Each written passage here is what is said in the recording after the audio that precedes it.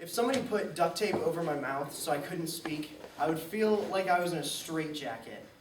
When I'm alone, I talk to myself so I can feel like I'm having a conversation.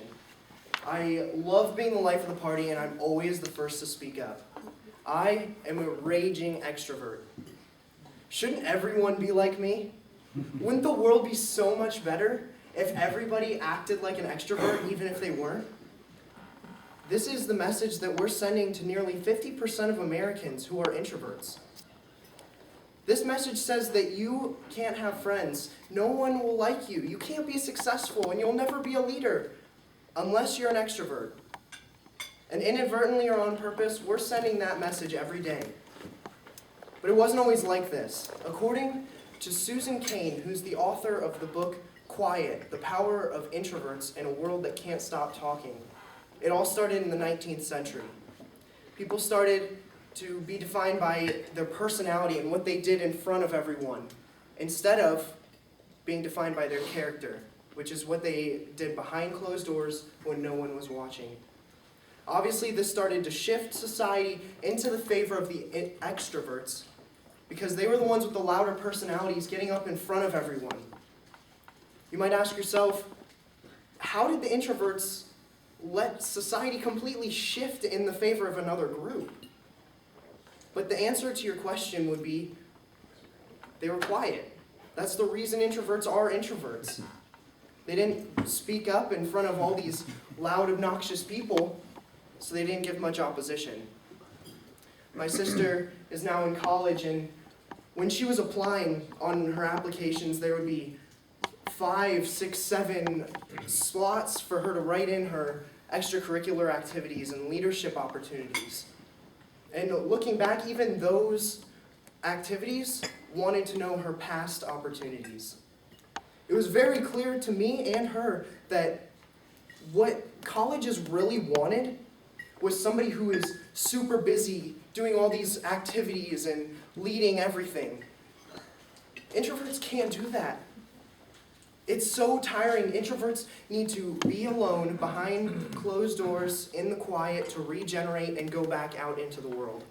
But if they're constantly running around and leading different clubs and organizations, they can't have that time to themselves. It's emotionally and physically draining. So should everybody be an extrovert? Would this cause the world to be a better place? Let's apply it to the 4-way test. First, is it the truth?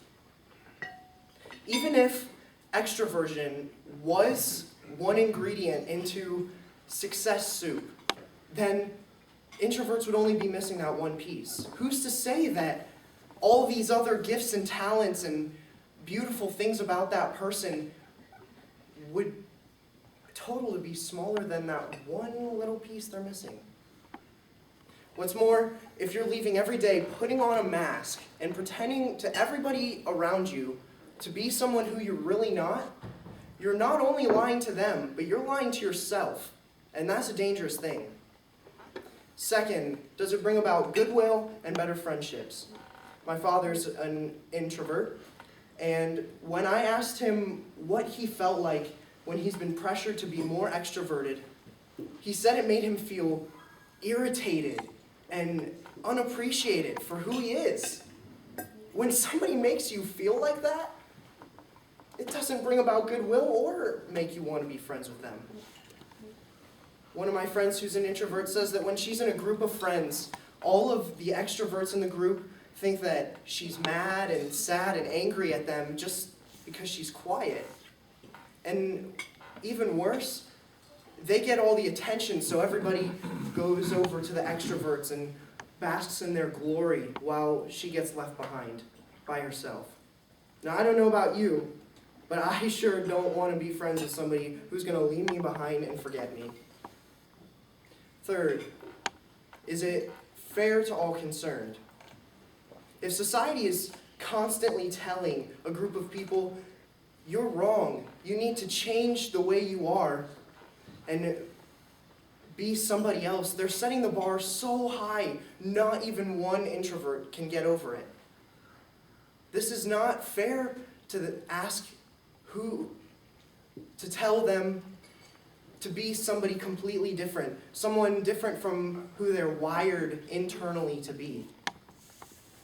The fourth point, is it beneficial to all concerned? If you're constantly being beaten down and told you're wrong, you need to be someone else, this lowers self-esteem.